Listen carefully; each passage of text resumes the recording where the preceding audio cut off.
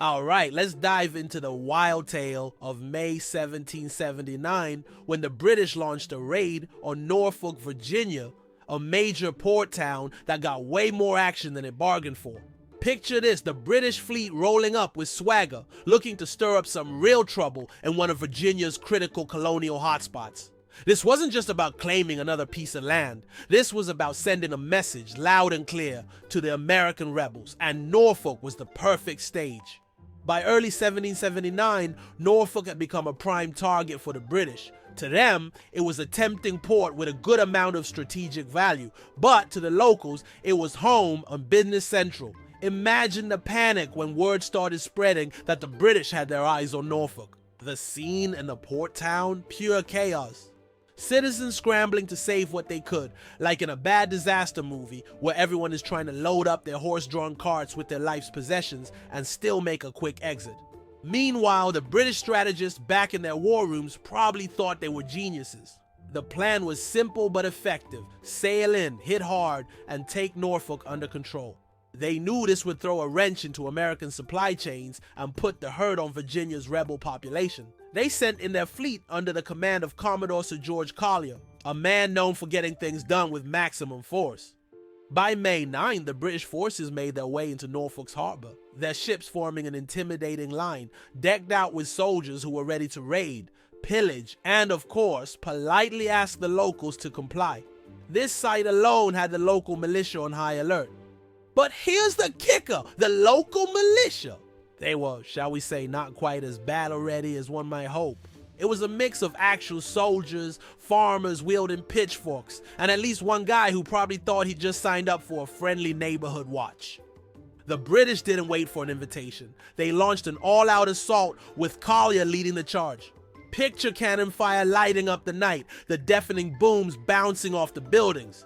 People in Norfolk had probably never seen anything like this. A real-life horror show. Now, there were some brave souls who tried to stand up to the British invasion. Local militias gathered in a hastily formed line, trying to guard the harbor like some ragtag team of heroes. But there was just one small problem. They were horrendously outmatched. Imagine one of them, the local butcher holding up his musket with the same confidence he'd have slicing a ham, facing down actual British soldiers who'd seen battle before breakfast.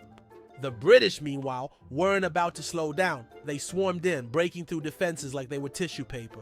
For every one guy in the militia who tried to put up a serious fight, there were probably 5 locals who took one look at the British ships and decided that fighting wasn't exactly on their schedule for the day. Once the British pushed through any resistance, it was like an 18th century Black Friday sale in Norfolk. Soldiers spilled out into the streets, raiding shops, seizing goods, and basically helping themselves to anything that wasn't bolted down. You can almost picture some soldier with his arms full of loot yelling to his buddy, "Hey George, check out these fine colonial teacups." The British weren't exactly polite guests either. They burned down parts of the town and took supplies, livestock, and anything else they thought might help their cause. Some residents probably had to watch in horror as their prized chickens were carried off by laughing redcoats. And as for the militiamen who'd stuck around, they could do little more than watch helplessly. Of course, this wasn't just about pillaging. The British wanted Norfolk to be a message. We're here, we're powerful, and we're not above trashing your towns. They torched homes, storehouses, and even some shipyards, intending to crush any hope of rebellion in Virginia. Norfolk, a once bustling port town, was reduced to ashes in some parts, a smoldering reminder of what happened when the British decided to take a detour. But for the British, it wasn't just about the material gains. They wanted to show the Americans that the rebellion came with a cost. If the Continental Army thought they could keep poking the British bear, this was what they'd get, a whole lot of hurt.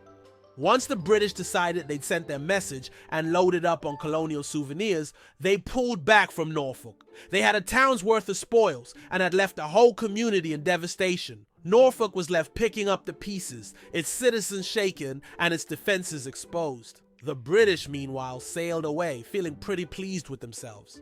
Back in Britain, reports would make the Norfolk raid sound like a textbook win, a solid blow to those rebellious Americans. But the locals? For them, the raid was anything but over. The people of Norfolk saw their lives uprooted, homes lost, and a future of rebuilding from scratch. The British raid on Norfolk wasn't just about one town. It was about morale, a reminder of what was at stake for both sides. For the colonists, it reinforced the brutal reality of war. Norfolk's destruction became a rallying cry, inspiring others in Virginia and beyond to support the revolutionary cause with new vigor. After all, when you've had your town torched, you're not exactly inclined to sit back and watch. As for the British, well, they may have won a battle, but the war was far from over.